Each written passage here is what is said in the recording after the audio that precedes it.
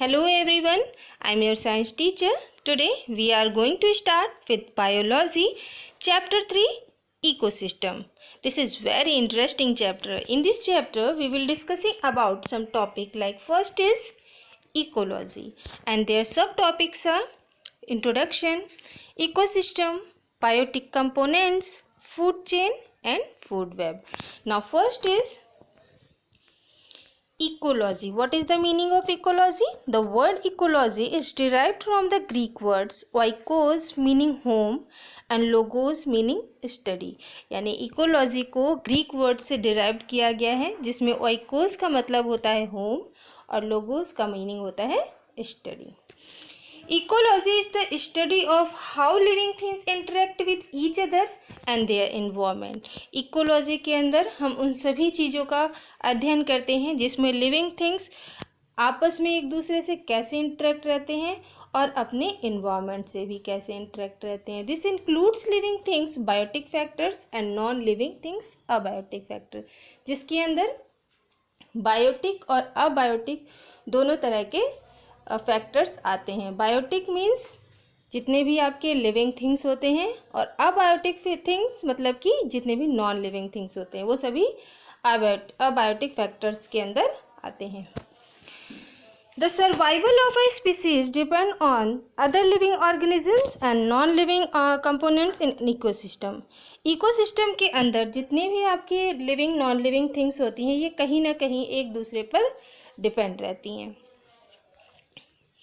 Now next is ecosystem. What is ecosystem? An ecosystem is a community of living organisms in conjunction with the non-living component of their environment. Ecosystem के अंदर जितने भी living organisms होते हैं वो non-living के साथ मिलकर अपने environment के अंदर activities करते रहते हैं. These biotic and abiotic components are linked together through nutrient cycle and energy flow.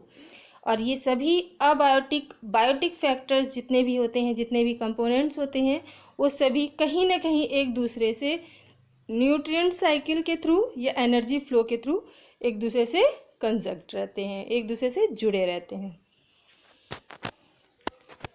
Classification of an ecosystem. Classification of ecosystem. Ecosystem को टू पार्ट्स में डिवाइड किया गया है, नेचुरल इकोसिस्टम और artificial ecosystem. Natural ecosystem divided into two parts, land ecosystem, aquatic ecosystem, and artificial ecosystem divide into one parts, cropland ecosystem. Now next, land ecosystem is also divided into three parts. First is forest ecosystem, grassland ecosystem and desert ecosystem. Now next, aquatic ecosystem is also divided into three parts. Pond ecosystem, ocean ecosystem and estuaries ecosystem. Okay, now biosphere. Biosphere, what is biosphere?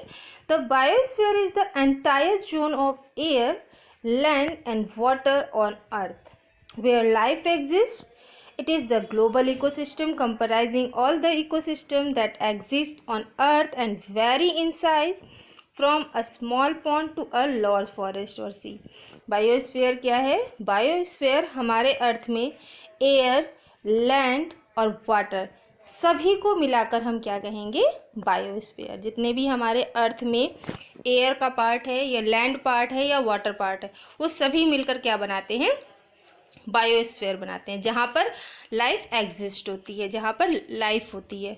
It is a global ecosystem, जिसको हम global ecosystem भी बोल सकते हैं क्योंकि हमको पता है कि इसके अंदर एयर, लैंड, वाटर है, ये सारी चीज़ें मिलकर हमारा ग्लोब बनाते हैं. इसीलिए इसको क्या कहा गया है? ग्लोबल इकोसिस्टम कहा गया है.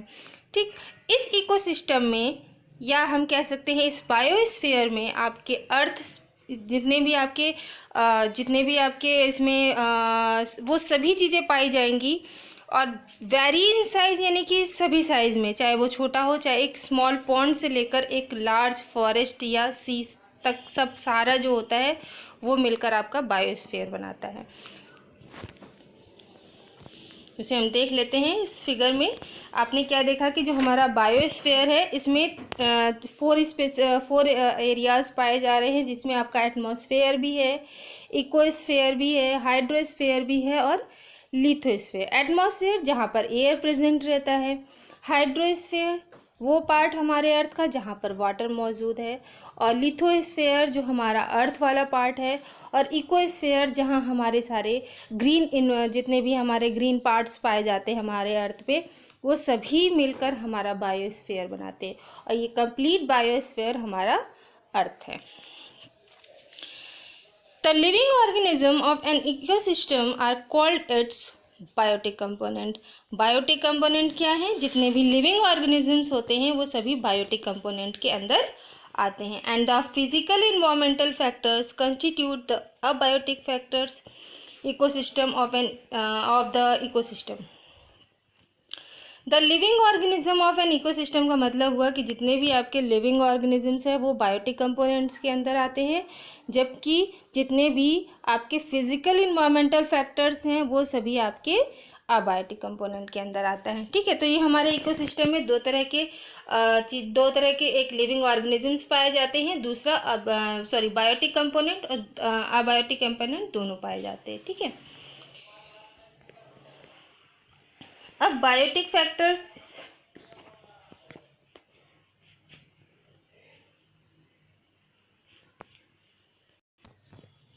Next is ecosystem. What is ecosystem? An ecosystem is a community of living organisms and in conjunctions of with the non-living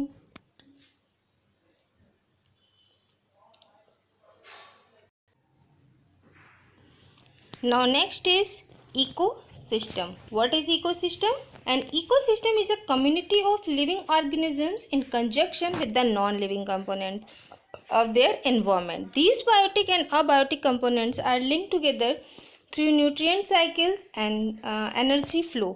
जो हमारा इकोसिस्टम होता है वो लिविंग और नॉन लिविंग ऑर्गेनिज्म से मिलकर बना होता है, जो अपने इन्वायरमेंट में कनेक्टेड रहते हैं। यानी कि अपने इन्वायरमेंट में, हमारे इन्वायरमेंट में जितने भी लिविंग नॉन लिविंग ऑर्गेनिजम्स होते हैं वो इकोसिस्टम बनाते हैं, और इसके अंदर बायोटिक अबायोटिक कंपोनेंट्स दोनों होते हैं, और दोनों ही एक दूसरे से न्यूट्रिएंट साइकिल और एनर्जी फ्लो से जुड़े रहते हैं। यानी कहीं ना कहीं ये एक दूसरे से किस माध्यम से जुड़े हैं? न्यूट्रिएंट साइकिल और energies flow. Now classification of ecosystem. Ecosystem is also divided into two parts, natural ecosystem, artificial ecosystem. जो हमारा इकोसिस्टम है वो दो पार्ट में डिवाइड है, नेचुरल और आर्टिफिशियल। आर्टिफिशियल जो होता है वो उसमें एक इकोसिस्टम है जिसमें आपके क्रॉपलैंड आते हैं, जबकि natural ecosystem is divided into two parts, land ecosystem और aquatic ecosystem. Land ecosystem is also divided into three parts, forest, grassland and desert. Or aquatic ecosystem is divided into also three parts, ponds, ocean and estuaries. ये जितने भी आपके ecosystem है ये types of ecosystem है, यानी हमारे ecosystem में इतने तरह के इकोसिस्टम्स पाए जाते हैं। ठीक है, now next is biosphere. What is biosphere? The biosphere is the entire zone of air, land and water on earth. हमारे अर्थ में एयर, लैंड, वाटर सभी मिलाकर ये जितने भी जोन है, air zone, land zone, water zone, जितने भी जोन है ये सारे मिलकर क्या बनाते हैं? बायोस्फीयर बनाते हैं। वेयर लाइफ एग्जिस्ट, जहाँ पर जीवन होता है, जहाँ पर लाइफ होती है। It is a global ecosystem comprising all the ecosystems that exist on earth and vary in size from a small pond to a large forest or sea. यानी जो हमारा इकोसिस्टम है उसको हम ग्लोबल इकोसिस्टम भी बोल सकते हैं, क्योंकि इस इकोसिस्टम में छोटे से लेकर बड़े तक वो सभी जोन पाए जाते हैं जो हमारे अर्थ में मौजूद हैं, जो हमारे लिए लाइफ प्रोड्यूस करते हैं। यानी जहाँ पर लाइफ होती है वहाँ पर इकोसिस्टम होता है, और इकोसिस्टम में छोटे से लेकर बड़े तक वो सभी पार्ट्स पाए जाते हैं। अब डिफरेंट साइज़ के चीज़ें पाई जाती हैं। यहाँ पर एग्जांपल में आपको दिया है स्मॉल पॉन्ड, यानी एक छोटे से तालाब से लेकर एक बड़ा समुद्र या एक बड़ा फॉरेस्ट जिसको हम कहते हैं, वो सभी चीज़ें हमारे बायोस्फीयर के अंदर आती हैं। ठीक है, इसको हम फिगर के हेल्प से देख सकते हैं। यहाँ पर आपने देखा कि जो हमारा बायोस्फीयर में इसमें 4 जोन्स दिखाई दे रहे हैं, atmosphere, ecosphere, hydrosphere and lithosphere. Atmosphere जहाँ पर एयर मौजूद रहता है, इकोस्फीयर जहाँ पर हमारे ग्रीन यानी कि फॉरेस्ट होता है, हाइड्रोस्फीयर जहाँ पर पानी होता है, और लिथोस्फीयर जहाँ हमारा अर्थ होता है। यानी ये सभी मिलकर हमारे जो होते हैं वो बायोस्फीयर बनाते हैं। इसीलिए हमने इसको क्या कहा है, ग्लोबल इकोसिस्टम कहा है इसको, ठीक है। The living organisms of an ecosystem are called its biotic components, and the physical environmental factors constitute the abiotic components of the ecosystem. इन्होंने बताया कि जो हमारा इकोसिस्टम होता है उसमें 2 तरह के कंपोनेंट्स होते हैं, बायोटिक और अबायोटिक, जिसमें बायोटिक के अंदर वो सभी लिविंग ऑर्गेनिजम्स आते हैं, जबकि अबायोटिक कंपोनेंट के अंदर फिजिकल एनवायरमेंटल फैक्टर्स पाए जाते हैं। अब हम देख लेते हैं कि बायोटिक कंपोनेंट्स क्या होता है। The biotic components of any self sustained ecosystem can be divided into 3 categories. अब यहाँ पर जो हमारा बायोटिक कंपोनेंट है उसमें उन्होंने बताया कि सेल्फ सस्टेन्ड इकोसिस्टम होता है, ठीक है। इसको 3 कैटेगरीज में डिवाइड किया है। हम देख सकते हैं कि हमारा जो इकोसिस्टम होता है उसमें 2 फैक्टर्स होते हैं, अबायोटिक फैक्टर्स और बायोटिक फैक्टर्स। बायोटिक फैक्टर्स को मैंने क्या बताया कि 3 पार्ट में इसको हमने डिवाइड किया है, यानी कि बायोटिक फैक्टर्स के अंदर 3 तरह के फैक्टर्स पाए जाते हैं, प्रोड्यूसर्स, कंज्यूमर्स एंड डिकम्पोजर्स, ठीक। जो कंज्यूमर्स होता है उसको फिर से 3 पार्ट्स में डिवाइड किया है, जिसमें आपके आते हैं प्राइमरी कंज्यूमर्स जो हर्बीवोरस होते हैं, सेकेंडरी कंज्यूमर्स जिसमें आपके प्राइमरी कॉर्निवोरस होते हैं, और जो आपके टर्सरी होते हैं जिसमें आपके सेकेंडरी कॉर्निवोरस जो फैक्टर्स पाए जाते हैं, ठीक है। तो यहाँ पर हम देख लेते हैं प्रोड्यूसर क्या होता है। Producers are organism that make their own food. They are also known as autotrophs. Auto means self and trophs means nourishing. The most common example of a producer are plants. Producer क्या होता है, producer वे organisms होते हैं जो अपना खाना खुद बनाते हैं, जिसको हम ऑटोट्रॉफ्स कहते हैं। जो अपना फूड खुद प्रिपेयर कर सकते हैं उनको ऑटोट्रॉफ्स कहते हैं, जहाँ पर ऑटो का मतलब होता है सेल्फ और ट्रॉफ्स मीन्स नरिशिंग करना। तो आप देख ही रहे हैं कि ऑटोट्रॉफ्स का पूरा मतलब क्या गया, खुद नरिश करना, खुद अपना भोजन बनाना। और जिसमें सबसे मोस्ट एग्जाम्पल है, कॉमन एग्जाम्पल है प्लांट, क्योंकि आपको पता है कि जो प्लांट्स होते हैं वो फोटोसिंथेसिस के थ्रू अपना खाना खुद बनाते हैं। Okay, now next is consumer. Consumer क्या होते हैं, this category includes all the animals that depend directly और indirectly on plants for their food. इस कैटेगरी में वो सभी एनिमल्स आते हैं जो डायरेक्टली इनडायरेक्टली प्लांट्स पर अपने फूड के लिए डिपेंड रहते हैं। The consumers are called heterotrophs, इसलिए कंज्यूमर्स को क्या कहा गया, हेटेरोट्रॉप्स कहा गया।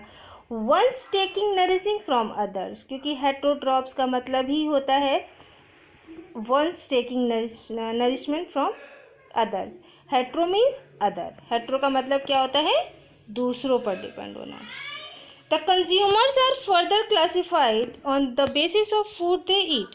कंज्यूमर को फिर से डिवाइड किया गया है उनके फूड, मतलब वो किस तरह का फूड लेते हैं उसके बेस पे, जिसमें पहला आता है आपका हर्बीवोरस और प्राइमरी कंज्यूमर्स। हर्बीवोरस या प्राइमरी कंज्यूमर्स, तो इसके अंदर कौन से एनिमल्स आ जाएंगे, this category includes all the animals that feed on plants. वे ऐसे सभी एनिमल्स आएंगे जो सिर्फ प्लांट को फीड करते हैं, यानी सिर्फ प्लांट को खाते हैं, यानी हम कह सकते हैं कि जो सिर्फ शाकाहारी होते हैं, जो सिर्फ प्लांट पे डिपेंड रहते हैं। जैसे एग्जांपल में आपका आ गया grasshopper, deer, rabbit, cow etcetera. ये आपको पता है कि ये सभी जितने भी हमने एनिमल्स आपको बताए ये सभी प्लांट को ही खाते हैं, प्लांट से रिलेटेड चीज़ें ही खाते हैं, ठीक है। तो इनको रखा गया है हर्बीवोरस या प्राइमरी कंज्यूमर्स कह सकते हैं। दूसरा है आपका कार्निवोरस और secondary consumers. This group includes all the flesh eating animals that feed on primary consumers. इस कैटेगरी के अंदर वो सभी एनिमल्स आते हैं जो फ्लैश ईटिंग करते हैं, जो मांस खाते हैं, या प्राइमरी कंज्यूमर्स को खाते हैं। ठीक है, तो इसमें आपके आ जाएंगे एग्जाम्पल हो जाएंगे small fishes, frogs, seals, wolves etcetera. तो ये सभी जो है ये आपके मांसाहारी कहलाएंगे। ठीक है, क्योंकि ये फ्लैश ईटिंग एनिमल्स है। ठीक, और ये प्राइमरी कंज्यूमर्स को भी खाते हैं। फिर आता है आपका नेक्स्ट टर्जरी कंज्यूमर्स। इसमें क्या है, this group includes which feed on secondary consumers. ये ऐसे कंज्यूमर्स होते हैं जो सेकेंडरी, यानी कि आपने जो पढ़ा कॉर्निवोरस और सेकेंडरी कंज्यूमर्स, जिसके अंदर आपके आते थे small fishes, frog, seals, wolf, इनको जो खाते थे वो टर्जरी कंज्यूमर्स कहलाते हैं। जैसे स्नेक हो गया, वेल्स हो गए, ये सभी क्या करते खाते हैं, सेकेंडरी कंज्यूमर्स को खाते हैं। अब आता है आपका quaternary consumers. This group include the carnivorous which feed on directly consumers, यानी कि जो आपके